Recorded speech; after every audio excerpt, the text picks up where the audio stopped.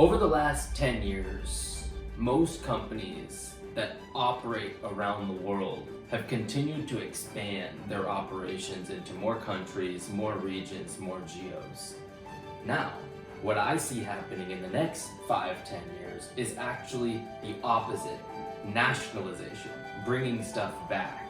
So you look at the tariffs that US has imposed to spur US manufacturing. You look at China's Made in China 2025 plan, which bring back domestic manufacturing.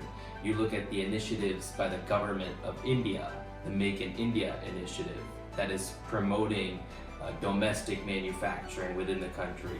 You look at Mexico's Plan de Mexico plan, which is also a domestic manufacturing incentive-based scheme to bring back manufacturers and promote more domestic manufacturing. So across all of these major growing manufacturing markets, you're seeing at the government level incentives to bring back manufacturing. And so over the next 10 years, I expect that globalization may not be the trend, but actually it'll be a little bit of a nationalization mixed with some globalization there as well.